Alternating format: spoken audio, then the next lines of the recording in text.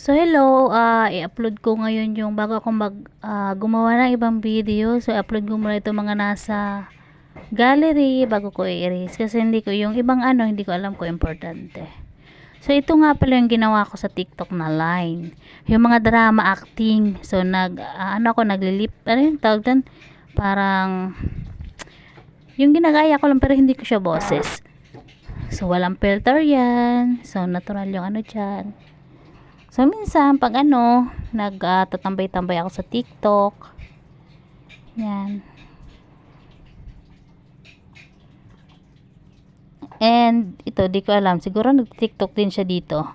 Kala ko picture. Video pala. Yan yung anak ko. So, mahilig yan mag-TikTok. So, kung mapapansin nyo sa TikTok, puro niya na lang video. Diba? Yan, yung nag-ano siya niyan sa ang tawag din parang journalism sa ibang sa ibang barangay. Yan.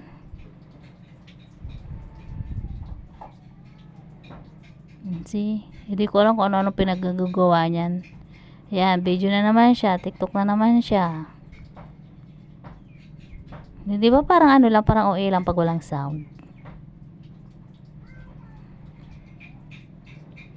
Yan, TikTok. See?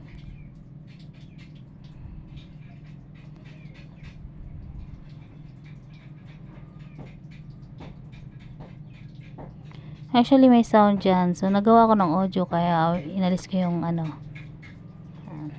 cute naman ito.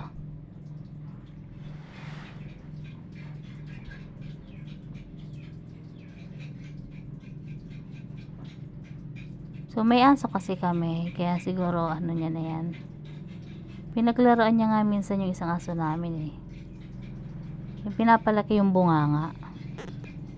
So, gusto ko nga gawin yun minsan sa asawa ko eh. Paglalaruan ko. So, matagal pala yung picture na ito na in-upload ko. So, di ko lang kung picture o ito yung video ba. Para siyang may sing yata. Parang may kanta. So, yan. So, mahilig siya mag-picture.